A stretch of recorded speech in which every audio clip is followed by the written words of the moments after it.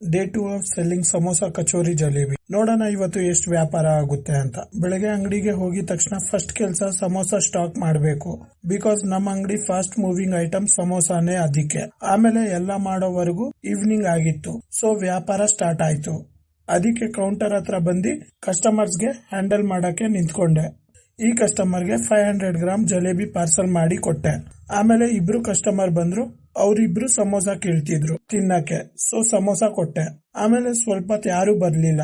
So ಬೇಗ ಬೇಗ ಚಟ್ನಿನ cover ಅಲ್ಲಿ ಪ್ಯಾಕ್ ಮಾಡ್ತಿದ್ದೆ. ಕ್ರೌಡ್ ಇರೋವಾಗ ಬೇಗ ಬೇಗ ಕೊಡ್ಬೋದು. ಮತ್ತೆ ಒಬ್ರು ಕಸ್ಟಮರ್ ಬಂದು ಪಕೋಡಾ ಪಾರ್ಸಲ್ ತಗೊಂಡೋದ್ರು. ಆಮೇಲೆ ಇನ್ನೊಬ್ರು ಕಸ್ಟಮರ್ ಬಂದು ಜಲೇಬಿ ತಗೊಂಡ್ರು. ಆಮೇಲೆ ಹಂಗೆ ಕಸ್ಟಮರ್ನ ನೋಡ್ತಿದ್ದೆ. ಅಷ್ಟೊತ್ತಿಗೆ ಪೀಕ್ ಅವರ್ ಸ್ಟಾರ್ಟ್ ಆಯ್ತು. ಆಮೇಲೆ ಕಸ್ಟಮರ್ ಬರ್ತಾನೆ ಇದ್ರು. ಎಲ್ಲಾರು ಸಮೋಸಾನೇ ಕೇಳ್ತಿದ್ರು. ಅದಕ್ಕೆ ಎಲ್ಲಾರ್ಗು ಬೇಗ ಬೇಗ ಕೊಡ್ತಿದ್ದೆ. ಆಮೇಲೆ ಈ ಕಸ್ಟಮರ್ ಬಂದು 2 ಸಮೋಸಾ ತಗೊಂಡೋದ್ರು. ಆಮೇಲೆ ನಮ್ಮ ಅಪ್ಪ ಜಲೇಬಿ ಮಾಡ್ತಿದ್ರು. ನಾನ್ ಶುಗರ್ ಅಲ್ಲಿ ಡಿಪ್ ಮಾಡ್ತಿದ್ದೆ. ಆಮೇಲೆ ಈ ಕಸ್ಟಮರ್ಗೆ 1 kg ಜಲೇಬಿ ಕೊಟ್ಟೆ. ಆಮೇಲೆ ಹಾಗೆ ಕಸ್ಟಮರ್ ಬರ್ತಿದ್ರು. ಅವ್ರಿಗೆಲ್ಲ ಕೊಡ್ತಿದ್ದೆ.